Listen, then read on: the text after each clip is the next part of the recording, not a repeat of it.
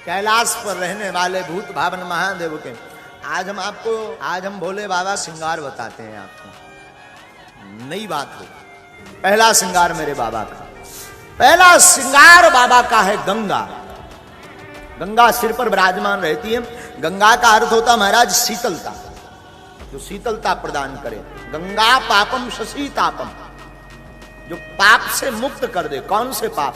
जो अनजाने में हुए, उन पापों से मुक्ति दिलाए, वो गंगा।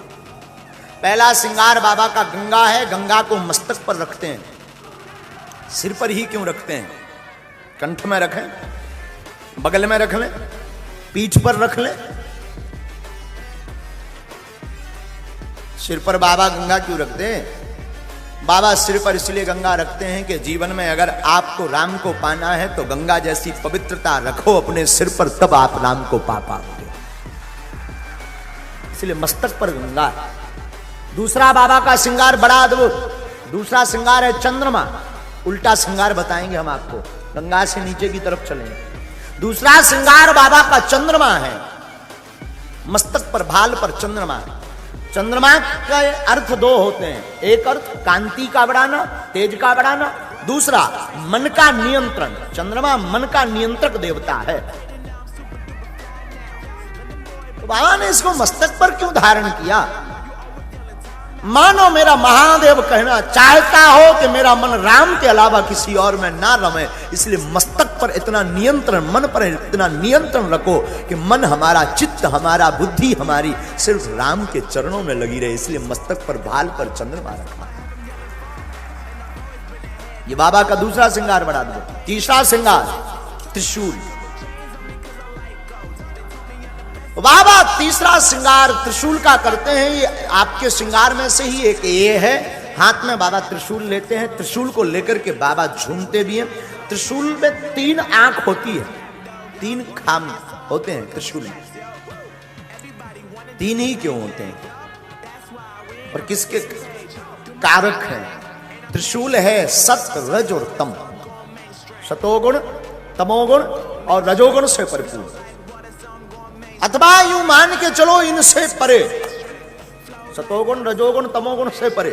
त्रिशूल जिसमें 3 आंखें होती हैं, ये क्यों है? बोले भैया त्रिशूल की ये जो 3 नोक होती ना, एक एक नोक एक एक ताप को मिटाती, दैहिक, दैविक और भौतिक। अगर कोई कहे कि वैज्ञानिक पद्धति में बताओ, ज्ञान की चर्चा तो बहुत हमने सुन ली, तो सुनो साधु, प्रोटॉन, न्यूट्रॉन और इलेक्ट्रॉन, ये तीनों का संवाहक है हमारा त्रिशूल। इसलिए मेरा बाबा त्रिशूल लेकर चलता है। ये तीसरा श्रृंगार। चौथा श्रृंगार सुनिए मेरे महादेव का साहब।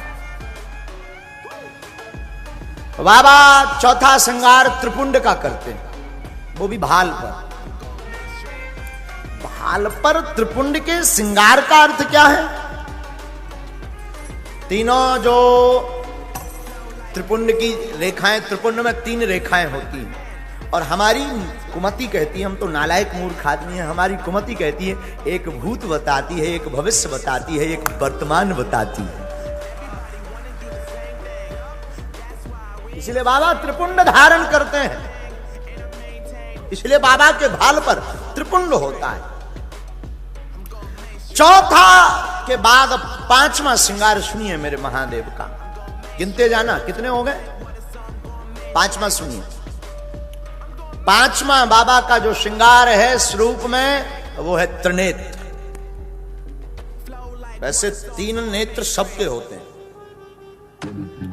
अंतर इतना है कि शिव का खुला है, अपना बंद है। दोनों भौहों के मध्य में तीसरा नेत्र सबके अंदर है, पर शिव का नेत्र खुला है। मानो शिव संन्यास और संसार की उपस्थिति एक नेत्र से देखते हैं, इसलिए शिव का खुला हुआ नेत्र है। हम सिर्फ संसार देखते हैं, संन्यास की तरफ नहीं देखते, इसलिए हमारा नेत्र बंद है। चलो 6वां डमरू। बाबा डमरू लेकर के चलते हैं। डमरू काहे का प्रतीक है? डमरू है नाद। डमरू से 14 सूत्र निकले। आई और रण लिख, बाबा की डमरू से 14 सूत्र निकले। और तंत्र की उपस्थिति भी डमरू से ही हुई है। नाद का प्रतीक है डमरू।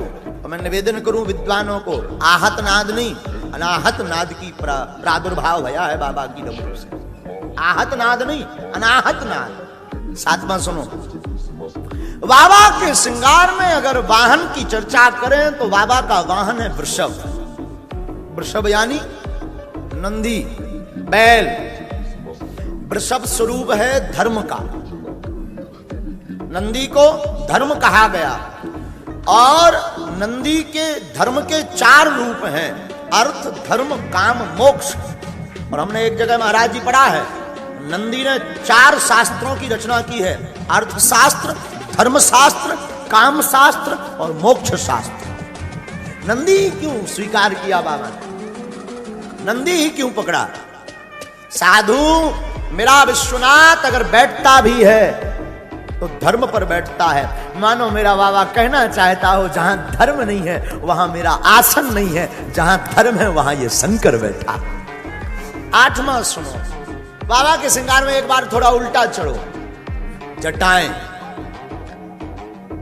जटाएं। जिसने अपनी जटाएं एकत्रित कर ली, जिसने अपने केसों को बांध लिया, जिसने अपने विचारों को बांध लिया, वो शंकर बन गया।